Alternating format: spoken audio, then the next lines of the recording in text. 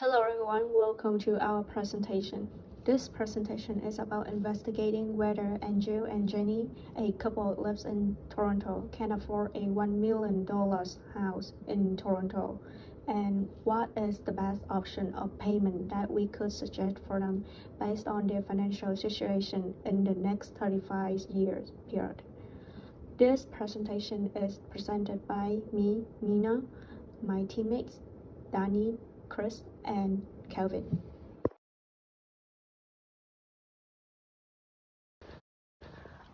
Our agenda includes the case study summary, and the financial situation will be presented by me. Later, Kelvin is going to talk about the mortgage analysis. Danny will explain about the affordability test, and Chris will list some external factors that may be considered, and then give the conclusion.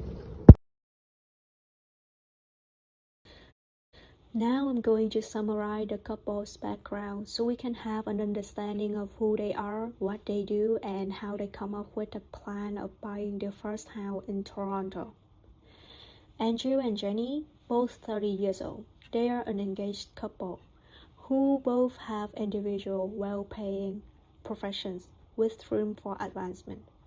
They have been planning to purchase a new home after helping his brother Sam's family moving to their new home in Waterloo. Randomly, Sam told Andrew that he had seen a house in Toronto with a similar size as his house. It goes over $1 million, which is more than double of what his house cost in Waterloo. After helping Andrew calculate and estimate Sam's monthly mortgage payments to be approximately $2,500, which is close to what they were already paying on rent for their downtown apartment in Toronto. Therefore, Andrew was starting to think about whether it was time for him and his family to purchase a home.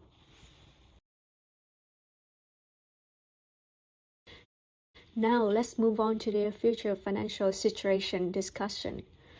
We know that they are going to plan buying a house when they 35 years old.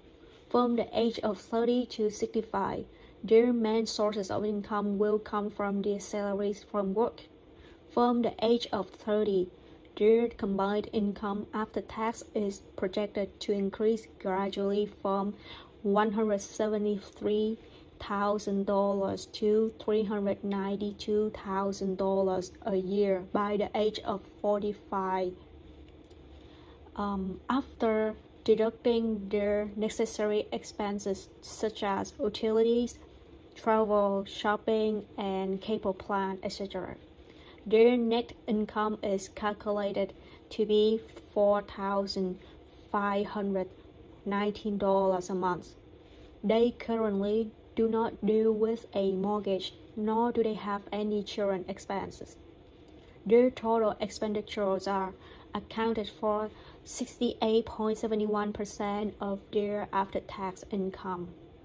In general, we can assume that after 5 years, when they are 35 years old, they can save up to $271,185, and this amount of money can go to their down payment for the house.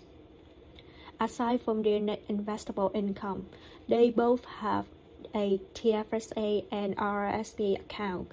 If needed, they have the option to liquidate part of their TFSA and RRSP accounts. The maximum withdrawal funds allowance is $35,000 with tax-free for each tax year. About Andrew, currently he holds common shares of the firm that he works at, Jayhawk, with a current value of $100,000. And Jenny, currently she has an open savings account with a value of $155,438.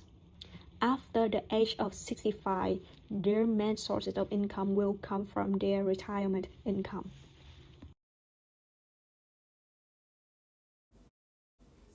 Hello, I'm Singyap, and I'll be talking about the mortgage analysis and the two options we have for the couple. Right now they're 30, and when they're looking at $1 million home, we have to consider real estate rate in Toronto. And that just means the value of the home they are looking at will increase per year. And in Toronto, that number happens to be 4.48% per year. That means the price of the home when they're 35 will be $1 million and $250,000 around there. So option one, we have the 20% down payment. That's pretty average for most Canadians, and the down payment amount is $250,000. But the yearly mortgage payment will be $33,450. And option two, we have 30% down payment.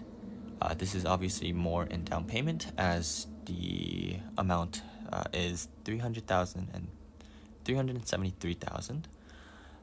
But this ultimately decreases their interest amount, and if they can afford it, the down payment, we suggest that they actually pick option two, since this will decrease the interest payment in total as well as yearly. So yearly mortgage payment will bring down to $29,268.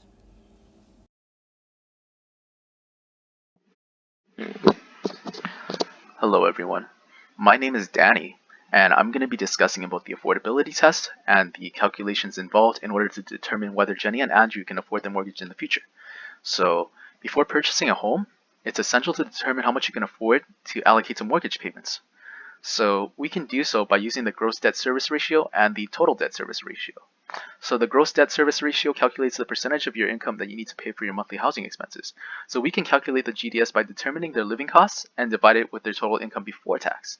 So the total debt service ratio calculates the percentage of your income required to cover all debts. So the TDS calculation is similar to GDS. However, we consider the debt in the calculation as well, such as but not limited to car expenses, credit card expenses, loan expenses, and etc. So we're going to be using monthly cash flows to calculate both ratios.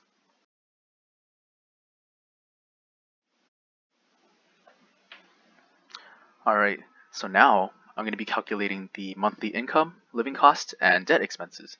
So in regards to income, we can refer to the table in exhibit number 4 of the case study to see that the projected monthly gross income before tax is calculated to be $33,333.33 monthly. In regards to the living costs, we must calculate the property tax and heating costs. So condo fees are usually included in the calculation as well, but they're irrelevant in this case. So using a website for the City of Toronto, we can use a calculator to get an estimate of how much Jenny and Andrew might be paying for property taxes in the future. So using a property value of $1,244,990, their monthly property taxes are estimated to be $622.19 monthly. According to Numbeo, the heating cost for a two-story, three-bedroom house in Toronto is about $152.42 per month. For debt, we can once again refer to exhibit number 4 to calculate potential future debt expenses. So home expenses is expected to be $7,000 monthly, car expenses is expected to be $791.67 monthly, and we can refer to exhibit number 5 to calculate car loan expenses, which is $666.67 monthly. So now we have enough information to determine both the gross debt service ratio and the total debt service ratio.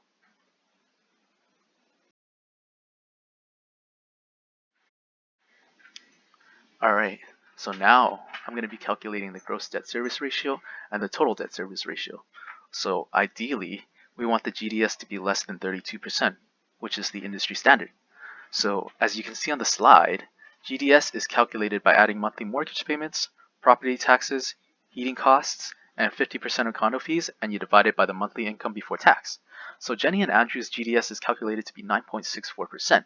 That 9.64% represents how much of their monthly income they need to cover their monthly housing expenses. So in regards to the TDS, we're going to use a benchmark of 40%, which is also the industry standard. So their TDS is calculated by adding monthly home expenses, car expenses, loan expenses, and credit card expenses, and you divide it by the monthly income before tax as well. So after doing so, their TDS is calculated to be 23.28%. So this percentage represents how much of their monthly income they need to cover their debt expenses. Since both of their GDS and TDS ratios are less than the suggested industry standard, this will indicate lenders that Jenny and Andrew will have more than enough to cover their house and debt expenses. So now I'm going to pass it to Chris to discuss about other factors involved in mortgaging a home.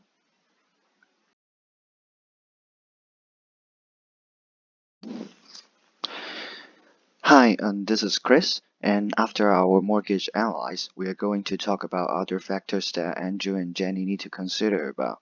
So the first one is the prime rate, which we find out there are two different options for Andrew and Jenny to choose, and we realize that the difference is because the fixed rate and the variable rate. And inside the variable rate, there's a prime rate in it, which is in Canada at the time is about 2.45%. And however, with the COVID-19, the economy has been impacted. So the prime rate has go down from 3.95%. But before that, it has stabilized over the year. So for this reason, we believe that it is better for this couple to go with the variable rate option. And next one, we also think they should consider costs like property insurance, with averaging about 1,200 per year according to research in downtown Toronto, and costs like household improvement such as furniture, utility, maintenance, repairment, decoration for the houses. These are the costs that Andrew and Jenny need to consider when they purchase their first house. And for the credit insurance, we do believe Andrew and Jenny can keep good credit since they have a high salary with such a good job. And we also suggest it is better for them to save an amount equal to cost of living expense from 6 months to 1 year, which it's because even Andrew and Jenny may lose their job one day or something happen to their company or there's a financial crisis in the global, they can still live in a normal peaceful life with their saving money. So this is a good option for them. And next one, we also think the position of the houses is very important for them because if they do not live near a shopping center or it is far away from school or it is far away from the workplace, they might need to pay more on the transit when in the city, and taking cab in the city is kind of expensive. So choose a good position for the houses is really important for them to consider.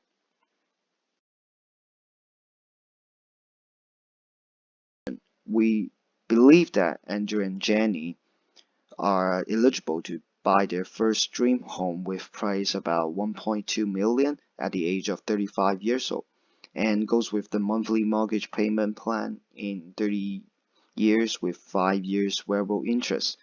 Also, we recommend that Jenny and Andrew to purchase 30% of the down payment, since with their financial position at 35 years old, they can make the payment without asking for extra loans such as TFSA, RRSP, and some other plan.